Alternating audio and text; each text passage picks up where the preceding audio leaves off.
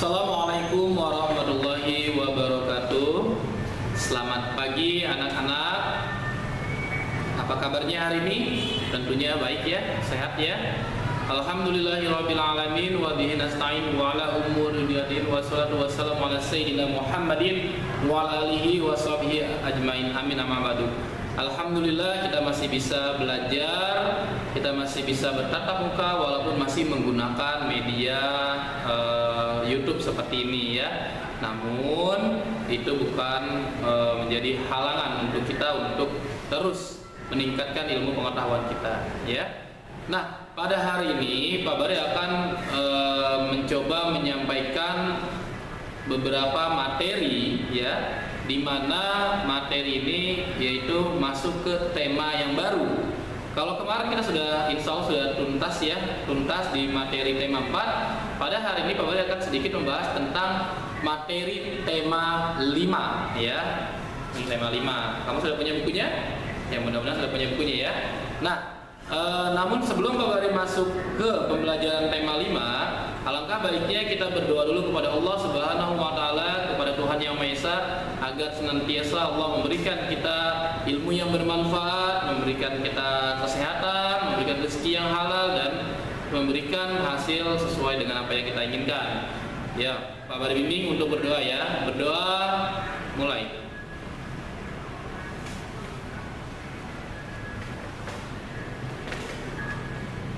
Berdoa selesai. Oke, untuk kalian kita buka buku tema 5-nya ya, kita buka buku tema 5-nya di halaman 1 ya. Di halaman 1 tema 5 sub tema 1 pembelajaran 1. Nah, di sini ada teks ya tentang pengalaman belajar dari negara-negara ASEAN. Dari negara-negara ASEAN ya. ASEAN ini udah kita bahas dari tema 1. Nah ya, kita sudah bahas dari tema 1. Artinya kamu harus sudah di luar kepala nih tentang ASEAN ini ya. Tentang ASEAN, negara-negara yang tergabung dalam anggota ASEAN, lalu tentang berdirinya ASEAN, lalu tentang cikal bakalnya berdirinya ASEAN, di mana tempatnya ASEAN, terus apa sih tujuannya didirikan ASEAN, lalu kerjasama ya, kerjasama dalam bidang ekonomi, politik sesama negara ASEAN, terus manfaat dari ASEAN dan lain sebagainya. Harusnya kamu sudah paham ya. Dan sekali lagi, kamu jangan hanya berpatokan pada pembelajaran yang Pak Bari dan Bu Ira sampaikan, tapi kamu juga harus rajin membaca buku atau mencari informasi-informasi lain ya yang terkait dengan pembelajaran kita pada hari ini ya. Nah, di pembelajaran 1 di subtema 1 di sini kerja keras berbuah kesuksesan. Nah, di teksnya itu ada pengalaman belajar dari negara-negara ASEAN. Hari ini merupakan hari yang penting bagi Udin, Edo, Beni, Siti, Dayu, Lani dan teman sekelasnya. Mereka akan berkunjung ke pameran budaya ASEAN yang diselenggarakan oleh Sekretariat ASEAN yang terletak di Jakarta. Wah, tidak sabar rasanya Udin dan teman-teman ingin sampai di sana. Kebetulan saat ini mereka juga sedang belajar mengenai negara-negara tetangga. Mereka ingin sekali melihat bukti dari yang mereka pelajari. Nah, teks ini berkaitan dengan ASEAN, nanti kalian baca ya. Ya Naya, kalian baca, kalian cermati, kalian pahami. Nah, di sini ada negara-negara tetangga ya. Nah, negara tetangga kita negara apa aja sih ya? Kan ada Timor Leste, ada Papua Nugini yang berbatasan langsung dengan negara kita ya. Lalu sekarang Pak Bari mau tanya nih, seperti apa sih peran Indonesia peran dan posisi Indonesia di negara ASEAN ya? Nah, itu seperti apa tuh? Nah, nanti di sini ada ya. Kalau kalian sudah, kalian baca dulu nih teksnya dari halaman 1 sampai dengan halaman 3 ya. Sampai dengan halaman 3, lalu di sini ada pertanyaan. Ada pertanyaan, mengapa hari ini merupakan hari yang penting bagi Udin dan kawan-kawan? Jawabannya ada di teks ini ya. Yang kedua, apa yang dapat dipelajari dari anjungan khusus yang dikelola oleh Sekretariat ASEAN? Yang ketiga, apa pengalaman belajar yang diperoleh oleh Edo? Yang keempat, apa pengalaman belajar yang diperoleh oleh Beni? Apa pengalaman belajar yang diperoleh oleh Udin? kumpulin. Nah, di sini kalian coba kerjakan. Ya, sebelumnya kalian baca dulu dengan seksama teks dari halaman 1 sampai dengan halaman 3 terkait dengan pengalaman belajar dari negara-negara ASEAN ya. Ingat, bukan hanya sekedar dibaca, tapi coba kalian pahami. Kalau misalkan memang sudah kalian baca dan kalian pahami, kalian isi ya, kalian jawab ya pertanyaan yang ada di halaman 3 sampai dengan halaman 4 ya. Kabar lagi yang ada di halaman 3 sampai dengan halaman 4 ya. Nah, di situ kalian isi, kalian jawab di buku tema kalian saja ya. Langsung dikerjakan di buku tema. Nah, kalau sudah, coba kita lanjut ke halaman 5 ya. Kalau sudah, kita lanjut ke halaman 5. Di sini ada dua anak ya sedang berdiskusi. Anggap aja lah namanya si Ahong ya sama si Kalisa. Ini lagi berdiskusi. Nggak tahu nih lagi ngomongin apa mereka. Yang pasti si Ahong ini lagi memegang selembar logo ASEAN ya, dan di bawahnya ada negara-negara ASEAN. Yuk kita diskusi sedikit ya. Negara-negara yang tergabung dalam ASEAN mempunyai potensi masing-masing ya, mulai dari sumber daya alamnya hingga sumber daya manusianya. Bagaimana nih peran dan posisi Indonesia dalam kancah perekonomian ASEAN? Bagaimana peran dunia usaha? Ayo kita tahu, ayo kita cari lebih dalam lagi. Kamu akan mencari informasi secara berkelompok tentang kerjasama ekonomi antar negara ASEAN, khususnya tentang posisi dan peran negara Indonesia. Kamu dapat mencari informasi dari berbagai sumber. Laporkan hasil dalam bentuk peta pikiran. Nah, di sini kan kamu harus diskusi ya dengan temanmu ya. Namun karena kita masih belajar di rumah, ya kalian coba diskusikan dengan kakak kalian, dengan ibu bapak kalian, atau dengan tetangga kalian mungkin yang dekat ya, boleh dengan teman ya, 1-2 orang yang temannya dekat, kalian diskusikan. Nah, tadi apa sih peran Indonesia dalam ASEAN ya? Kita lihat nanti di halaman 5 nih, peran dan posisi Indonesia di bidang ekonomi dalam lingkup ASEAN apa aja. Nah, kalian kerjakan tuh di halaman 5, ada peta konsepnya ya. Nah, sepertinya kalau kalian kerjakan di buku tema ya, kalau kalian kerjakan di buku tema ini tidak muat. Jadi kalian kerjakannya di buku tulis tema. Nah, untuk hari ini kayaknya tugasnya agak banyak nih, karena kita sedikit mengejar tema 5 agar bisa tuntas di pertengahan bulan Desember. Karena nanti diperkirakan kita akan melaksanakan PAS ya. PAS itu apa sih? Penilaian akhir semester, yaitu di bulan Desember sampai dengan tema 5. Jadi kita agak sedikit ngebut ya. Oke, kalau tadi sudah kalian lihat di halaman 5 ya. Lalu lihat di halaman 6. Nah, lihat di halaman 6. Di sini juga ada 2 anak sekolah. Ini kalau Pak Bar ini ada anak cowok dan cewek. Anggap aja ini si Sena ya, si Sena dan Tanaya lagi berdiskusi. Dalam pameran negara-negara ASEAN terdapat cenderamata terbuat dari magnet. Cenderamata yang terbuat dari magnet yang bisa ditempel pada permukaan yang terbuat dari besi. Misalnya di pintu lemari es, lalu di bagian-bagian benda yang terbuat dari besi atau logam ya. Saya ingin mengetahui lebih lanjut tentang magnet. Magnetnya apa sih? Ya mungkin kamu magnet lo zaman Pak Bar kecil disebut dengan besi berani. Kalau Pak Bar kecil tuh disebutnya dengan besi berani. Mungkin kalian juga sering melihat magnet-magnet. Nah, ada berapa jenis sih Pak magnet? Magnet itu apa sih Pak? Nah ya, coba kita lihat di halaman 7. Perhatikan di halaman 7 dan di halaman 6 ya. Nah, sekarang Pak Bari mau tanya dulu, benda-benda apa saja sih yang memakai magnet yang ada di sekeliling rumahmu ya? Misalkan mungkin kalau kalian lihat speaker ada magnetnya. Lalu kulkas ada magnetnya nggak? Kulkas bukan magnetnya, tapi kulkas itu terbuat dari logam, dari besi, jadi bisa menempel, magnet bisa menempel di kulkas. Terus apalagi nih yang terbuat ya, benda-benda yang ada di sekeliling rumahmu yang ada magnetnya. Nah, silakan nanti kalian tidak tahu sendiri ya.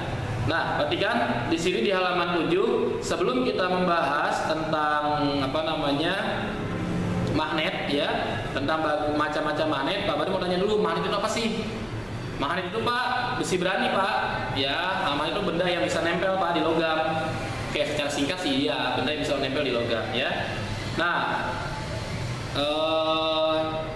coba nanti kamu catat ya, boleh kamu catat. Magnet adalah, siapin dulu tuh buku temanya, dicatat ya. Magnet adalah jenis batuan yang memiliki kemampuan bisa menarik benda-benda tertentu. Kabar lagi, magnet adalah jenis batuan yang bisa jenis batuan yang memiliki kemampuan bisa menarik benda-benda tertentu. Ingat, benda-benda tertentu, benda-benda yang terbuat dari logam, dari besi, ya. Kayu Pak, nggak bisa, ya. Atau kalau menurut kamu bahasa Indonesia, magnet diartikan sebagai setiap bahan yang bisa menarik logam besi. Nah, ya itu menurut kamus bahasa Indonesia. Jadi banyak artinya. Nah, kata magnet ini berasal dari bahasa Yunani, yaitu magnetis lithos, atau artinya memiliki batuan magnesian, ya. Nah, itu dasarnya dulu nih magnet nih. Mungkin kamu sudah ngerti lah, sudah tahu magnet itu yang seperti apa. Karena Pak Bari yakin kamu juga sering beli tuh di abang-abang tuh yang magnet yang suka ditempel-tempel sama kalian ya. Nah, di sini di buku tema kalian di halaman 7 ada beberapa jenis magnet. Ada magnet batang, ada magnet silinder, ada magnet jarum, ada magnet ladang yang bentuknya kayak U, ada magnet lingkaran. Nah, di setiap magnet ini kalau di buku tema kalian ada yang berwarna merah, ada yang berwarna putih. Yang berwarna merah ini dilambangkan U. Ini artinya utara atau kutub utara. Yang berwarna putih dilambangkan S atau kutub selatan, ya. Nah, apa sih Pak maksudnya? Ya, perhatikan. Sebelum kita masuk lebih lanjut, di sini ada Pak Bari mau sedikit menjelaskan tentang sifat-sifat magnet dulu ya. Sifat-sifat magnet. Yang pertama, nanti mungkin boleh kalian tulis karena mungkin di buku kalian nggak ada nih ya. Ya, sifat magnet yang pertama yaitu bisa menarik benda tertentu. Bisa menarik benda tertentu. Pastinya ya, benda yang terbuat dari logam. Jadi kalau dari kayu, dari apa nih bahan ya nggak bisa ditarik. Mungkin kalau kalian melihat di film-film ya, di film-film ada benda besar tuh ya, itu bahkan bisa menarik mobil yang sudah memang tidak layak pakai, ditarik menggunakan magnet. Nah ya, saking terlalu besar permainan magnetnya. Nah, yang pertama tadi sifat-sifat magnet bisa menarik benda tertentu ya. Seperti kita ketahui, magnet bisa menempel di logam besi. Namun jika kita coba mengarahkan pada benda-benda lain, belum tentu magnet bisa menempel.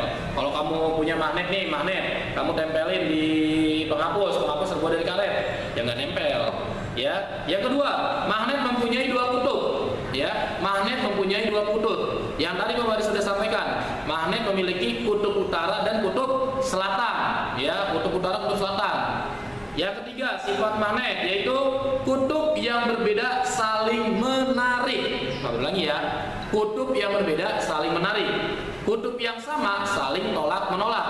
Mungkin kalau kalian di rumah punya magnet, ya punya besi berani. Kalau Pak Bari bilangnya besi berani zaman Pak Bari kecil. Punya magnet, boleh kalian praktekkan. Ini Pak Bari punya magnet satu. Ini Pak Bari punya magnet satu. Ini anggaplah kutub selatan. Ini kutub utara ya.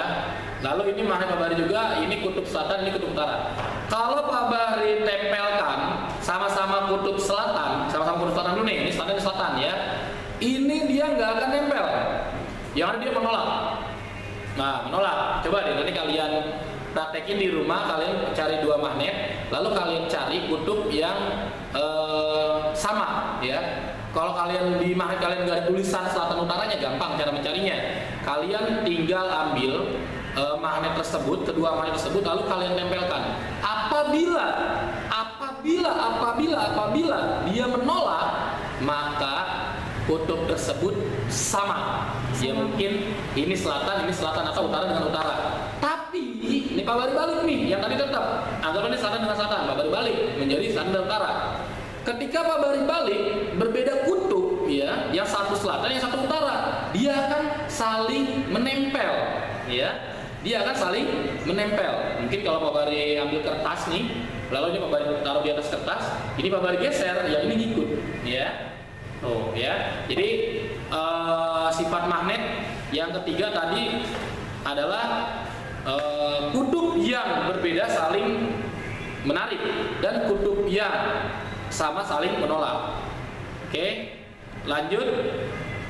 Yang keempat, gaya magnet bisa menembus penghalang. Balik lagi, gaya magnet bisa menembus penghalang.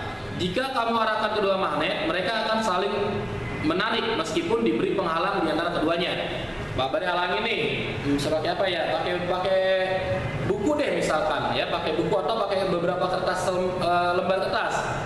Dia walaupun dihalangin kertas tetap bisa saling tarik menarik. Pastinya tentunya penghalangnya ini juga jangan yang terlalu tebal.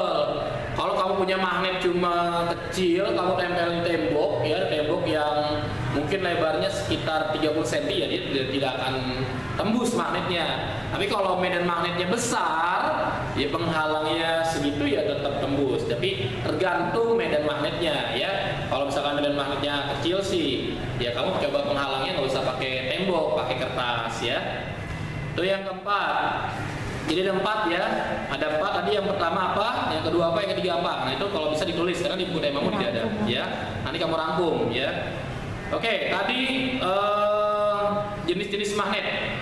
Lalu kalian lanjut di halaman 7 ini, yaitu macam-macam magnet. Ada magnet batang, magnet silinder, magnet jarum, magnet lada, magnet lingkaran.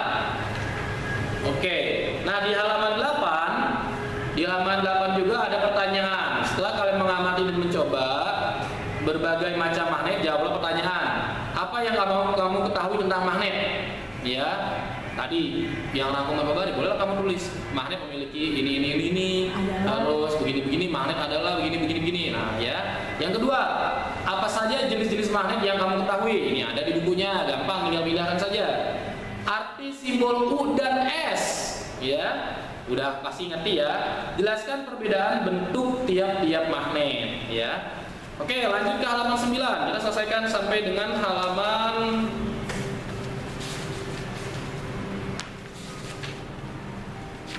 sampai halaman 9 dulu deh, ya. Nanti dilanjutkan lagi nih tentang formulir pendaftaran nanti. Terlalu banyak, kasihan nanti kamu, ya.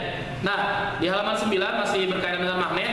Lebih dari 2000 tahun yang lalu orang Yunani yang hidup di Magnesia menemukan batu yang istimewa, ya, bukan batu cincin yang kayak kita, bukan, ya. Batu tersebut dapat menarik benda-benda yang mengandung logam. Ketika batu itu digantung, batu tersebut berputar. Salah satu ujungnya selalu menuju ke arah utara. Karena batu itu ditemukan di Magnesia, orang Yunani menamainya adalah magnetis litos, yang tadi Pak Bari sedikit jelaskan, ya. Orang Yunani tidak mengetahui lebih lanjut bagaimana sifat-sifatnya. Namun mereka telah mengamati ciri-ciri bahan yang disebut magnet.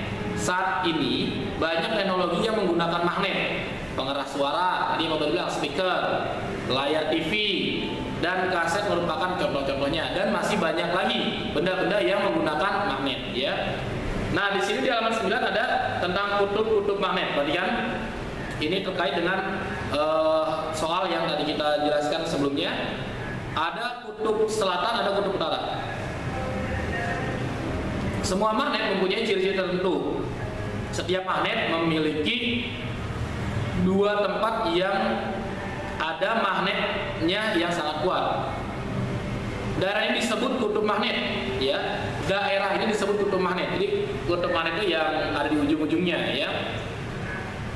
Ada 2 kutub magnet, yaitu kutub utara dilambangkan disimbolkan dengan U, dan kutub selatan disimbolkan dilambangkan dengan dengan S, ya. Sering kita menjumpai magnet yang bertuliskan N dan S. Huruf N merupakan kutub utara. Magnet itu singkatan dari North, yang berarti utara. Bahasa apa tuh? Bahasa Arab, Inggris, Yunani, bahasa Indonesia, bahasa Jawa, bahasa Padang. Ada, silakan cek tahu, ya. Sedangkan S, kutub selatan, singkatan dari South, Nah, mungkin kamu udah harus paham nih ya. Jangan nanya, Pak itu bahasa Arab ya Pak ya. Magnet dapat berada dalam berbagai bentuk dan berupa batang lurus. Nih, contoh kayak gini. Selain itu ada juga magnet yang berbentuk tapak kuda ya. Logam, ladang yang bentuknya U tadi. Dan jarum. Pada bentuk-bentuk ini kutub magnet berbeda pada ujung-ujung magnet tersebut ya. Nah, jadi Bapak cukupkan dulu, ini belum tuntas sebenarnya ya di pembagian satu, namun sudah terlalu banyak tugas, nanti dilanjutkan nih sama Bu Ira. Yang pertama, Pak Bari ulangi sekali lagi, tugas kalian baca dulu tentang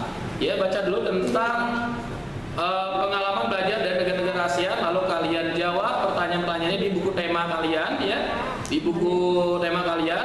Yang kedua di halaman 5 kalian buat peta konsep ya tentang peran dan posisi Indonesia di bidang ekonomi dalam lingkup ASEAN. Kalau ini kayaknya nggak muat di buku tema, dikerjakannya di buku tulis. Lalu di halaman 6, halaman 7 nggak usah. Lanjut aja di halaman 8 kalian kerjakan. Di halaman 8 kerjakan saja di buku tema kalian, insya Allah muat ya, di buku tema kalian. Jadi ada beberapa tugas pada hari ini ya. Lalu apa yang tadi Pak Bari sampaikan dibuat rangkuman ya, dibuat rangkuman oleh kalian, itu penting ya. Nah, Pak Bari akhiri saja pembelajaran kita pada hari ini untuk tema 5 sub tema 1 pembelajaran 1. Namun pembelajaran satunya masih belum tuntas ya, nanti digabungkan dengan pembelajaran 2 oleh Bu Ira. Pak Bari akhiri pembelajaran pada hari ini, kurang lebihnya mohon maaf. Wabillahi taufiq wal hidayah. Wassalamualaikum warahmatullahi wabarakatuh.